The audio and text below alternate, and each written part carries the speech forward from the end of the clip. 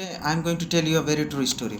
ऐसी true story जो सबके साथ हो जाती है। कौन सी ट्रू स्टोरी मैं बताता हूँ। पहले क्या हुआ, 2007 में मैं आईआईटी के लिए प्रिपरेशन करने के लिए गया था कानपुर अपने 2 फ्रेंड्स के साथ। वहाँ पे क्या हुआ कि हम लोग कहीं न कहीं 2 महीने तरीके से प्रिपरेशन किए। प्रिपरेशन करने के बाद से धीरे धीरे फ्रेंड सर्किल बढ़ने लगी, दोस्त हमारे रूम पे आने लगे और फिर कहीं न कहीं एक कोने में बैठ कर प्रिपरेशन करना उतना अच्छा नहीं लगता था। क्योंकि उनके साथ बात करते करते हम भी बिजी होने लगे।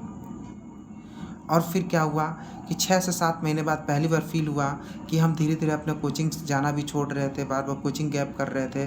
अपना सिलेबस भी धीरे-धीरे हमने छोड़ना शुरू किया और इस तरीके से हमारा प्रिपरेशन बहुत ख़राब हो चुका था। बट अब कुछ कर नहीं सकते थे। हमारे सामने रहने वाले जो फ्रेंड्स थे, वो जब इन लोगों का आना ज़्यादा हुआ तो उनसे धीरे-धीरे उनका झगड़ा हो गया। वो अपना रूम चेंज किए and they again went to the sacred place. ये ऐसे जगह पे गए जहाँ कोई डिस्टर्ब ना करे। Even they were not letting us meet with them at their room, because वो जानते थे कि अब घर पे जाएंगे फिर डिस्टर्ब होगा। उनका रैंक बहुत अच्छा आया और वो अच्छे कॉलेज भी पाए, but we could not get that. Why? Because वो एक अच्छी चीज़ करते थे मालूम है।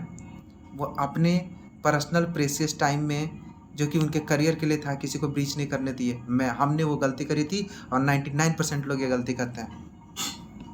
बताइए, वो गलती आप ना करें। दूसरी चीज़ ये हुआ कि जब कहीं न कहीं मैंने बाद में ये चीज़ फ़ील हुआ तो हमको कहीं न कहीं हमारे 3 महीने पहले की बात है, मैं जब केमिस्ट्री के टीचर से मैं क्वेश्चन पूछने के लिए गया तो उन्होंने कहा, बेटा ये बताओ, आईआईटी की प्रिपरेशन कर रहे हो, कर नहीं पाओगे, छोड़ दो, AIEEE की प्रिपरेशन करो। उस समय आईआईटी A1 ग्रेड का जॉब कॉलेज है, अभी भी है, और जो AIEEE है उससे लोअर ग्रेड का कॉलेज है। We never aspire for AIEEE। हम लोगों ने सोचा था आईआईटी ही करना है ना। तो जब उन्होंने बोला एकदम शॉक लगा कि यार, मतलब मैं अपने आप को आईआईटीएन समझता था, यार ये कह रहे हैं AIEEE करेगा, मतलब मुझे को शॉक लगा और बहुत बड़ा धक्का लगा और आई वॉज क्राइंग। बहुत देर तक मैं क्राई करता रहा। मेरे एक फ्रेंड ने मुझे समझाने के लिए बोला, अरे यार हम लोग मिल के प्रिपरेशन करेंगे, ये सर लोग ऐसा ही कहते हैं, उल्टा सीधा बोलते हैं, पहले तो इतनी सारी फीस ले लेते हैं और फिर ये सारी बातें करते हैं, इन लोगों का काम ही यही है। हम लोग मिल के प्रिपरेशन करेंगे, आईआईटी क्रैक करेंगे। उसके बाद तो पढ़ाई की ऐसी तैसी मिल के किए हम दोनों लोग, फिर और ख़राब तैयारी हुई। ठीक है। तो दूसरी बात, राइट पर्सन के सजेशन को सुनना अच्छा नहीं लगता है, बट एक्सेप्ट करना सीखो, वो बहुत कुछ कह देता है। तीसरी बात, रिज़ल्ट का टाइम।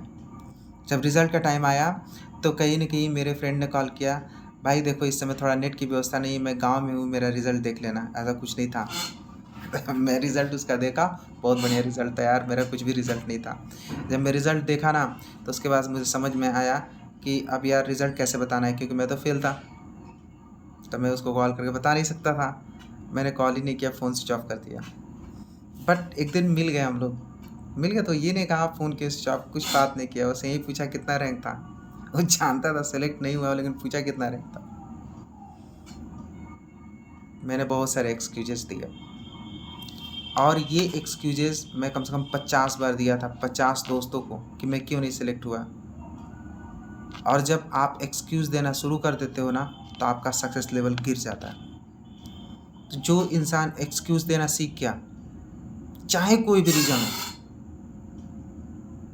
आपका सक्सेसफुल होने का चांस कम हो जाता है। मैंने उस 1 महीने में जब रिज़ल्ट आया था और सब लोग काउंसलिंग के लिए दौड़ रहे थे, उस 1 महीने में मैंने सीखा था एक्सक्यूज़ देना, and that was changing my life. क्योंकि ये एक ही महीना आपकी लाइफ चेंज करता है। वो 1 महीने में मेरी ज़िंदगी चेंज हुई थी। जो इंसान एक्सक्यूज़ देने की आदत डाल लेता है, वो इंसान लाइफ में बहुत बड़ा नहीं कर सकता। ये तीसरी चीज़ हमने सीखी। और अगर इन सारी चीज़ों को आप गौर करते हो तो आप सक्सेस की तरफ ज़रूर बढ़ोगे। इससे ज़्यादा मैं कुछ नहीं कहना चाहता।